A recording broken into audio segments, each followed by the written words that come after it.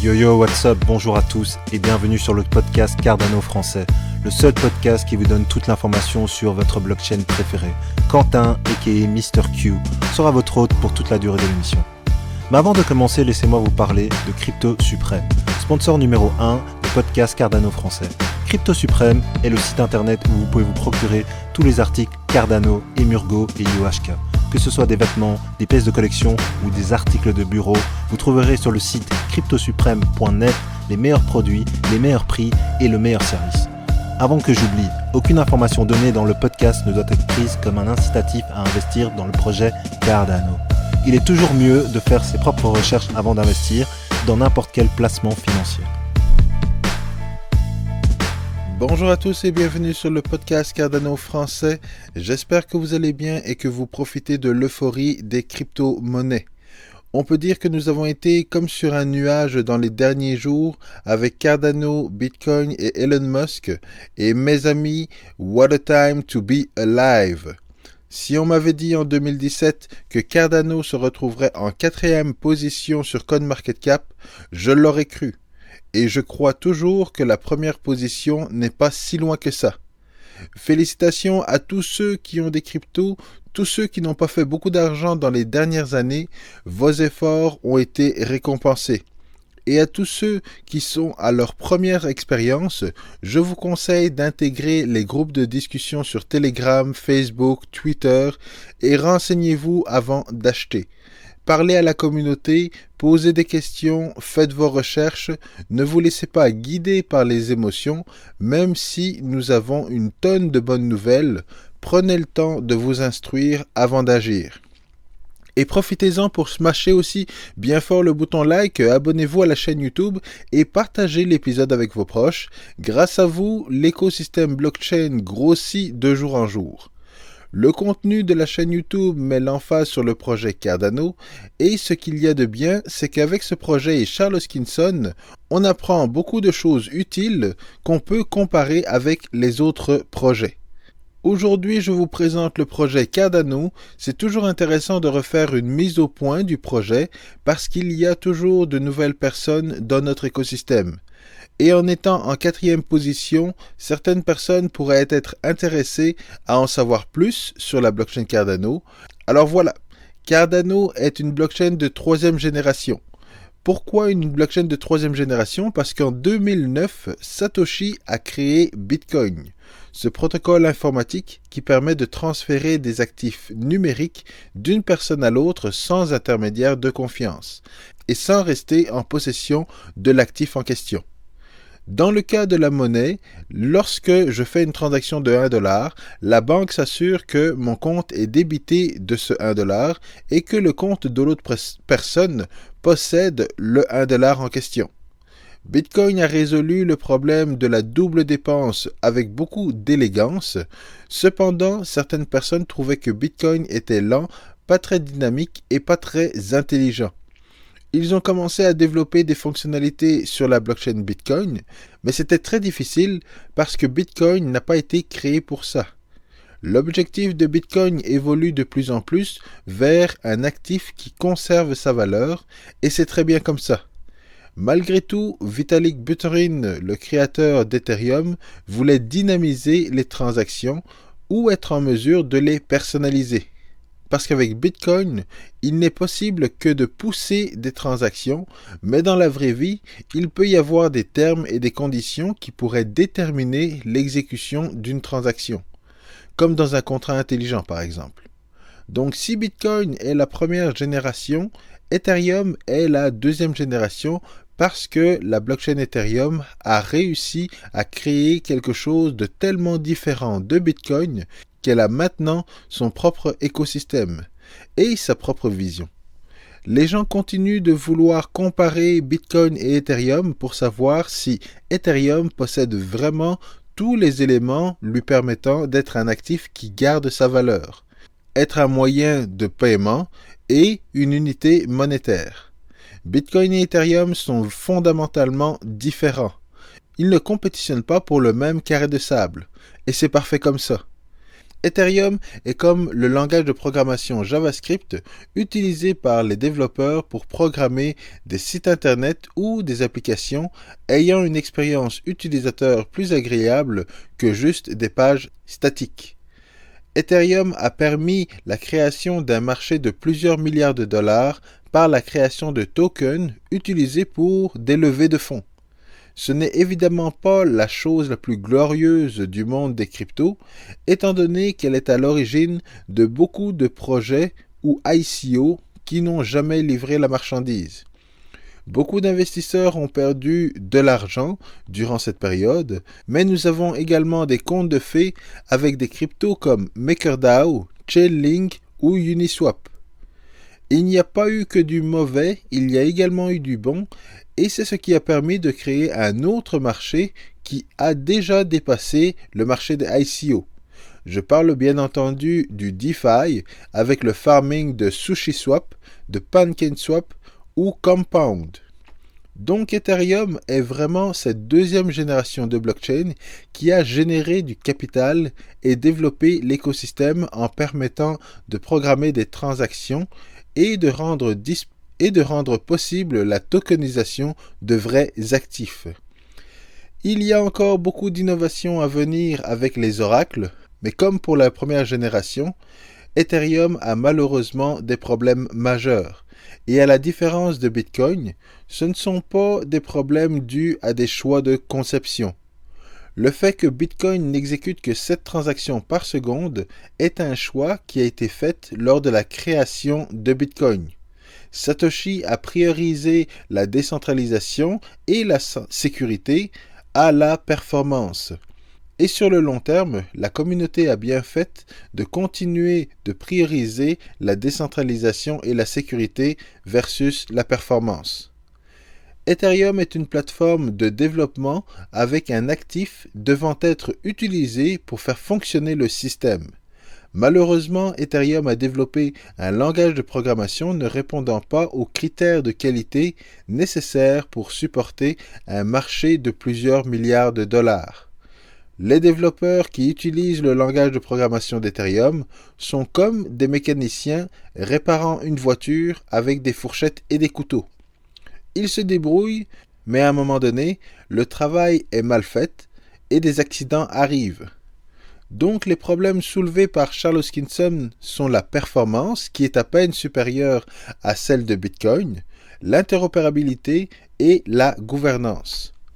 Les vétérans du projet Cardano commencent à connaître la chanson, mais pour les débutants et ceux qui ne connaissent pas bien le projet Cardano, restez attentifs, parce que les 3 éléments que je viens de citer font la différence entre les blockchains de 2e génération et celles de 3e génération. Et les blockchains de 3e génération n'incluent pas les applications DeFi. Cardano est une plateforme de développement, donc c'est une trousse à outils pour créer des applications décentralisées. Et si je prends un exemple que tout le monde peut comprendre, Cardano pourrait être similaire à YouTube. Avec YouTube, vous pouvez mettre des vidéos en ligne, créer des chaînes YouTube et utiliser plein d'autres fonctionnalités.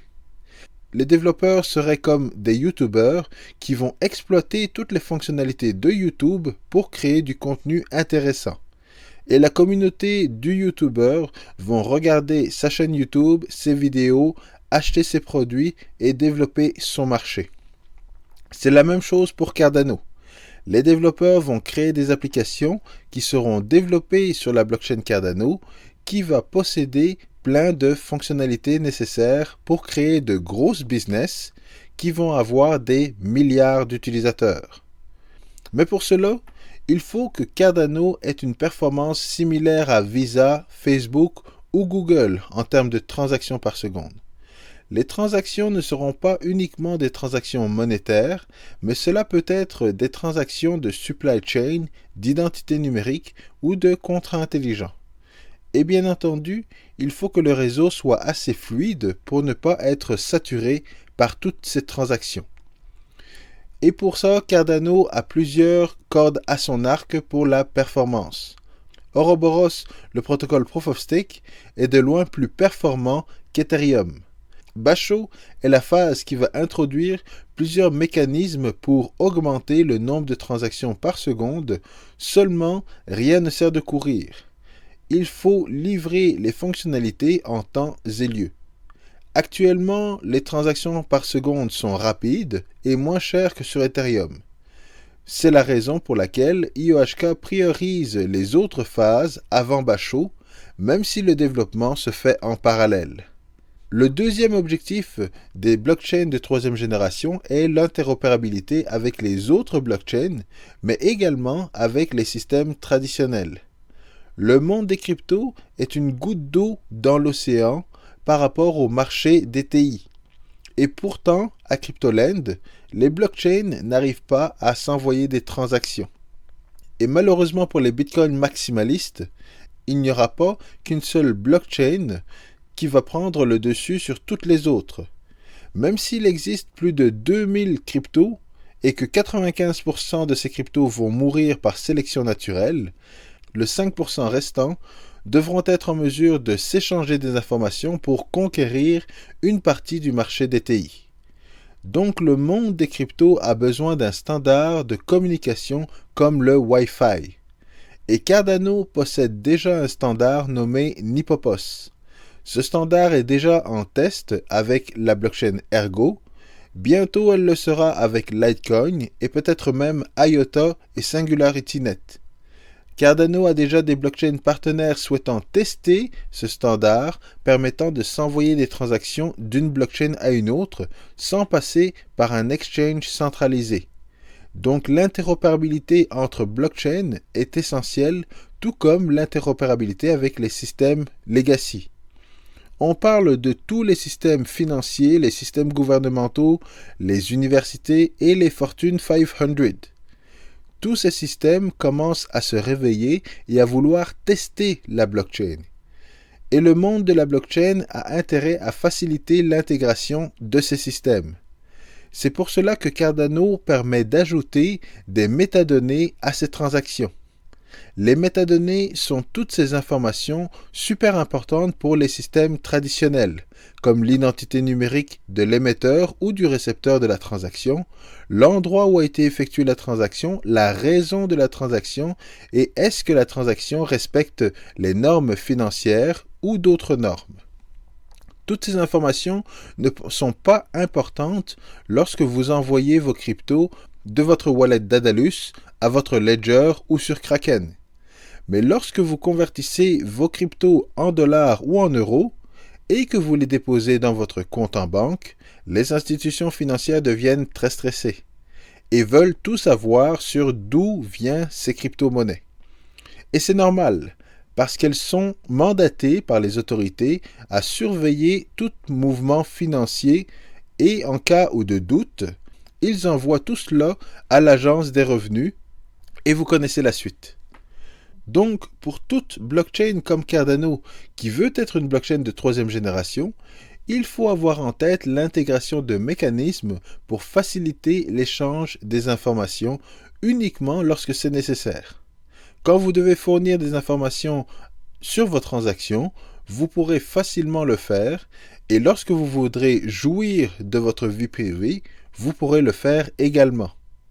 Donc ce deuxième point sur l'interopérabilité entre blockchain et avec les systèmes legacy est également un point majeur pour les blockchains de troisième génération. Le dernier objectif est une question de gouvernance. Les blockchains publiques servant d'infrastructure ou de plateforme de développement doivent être des logiciels libres de préférence. Le développement de Bitcoin n'est pas contrôlé par une entité. Le développement d'Ethereum également. Et le développement de Cardano se diversifie de plus en plus.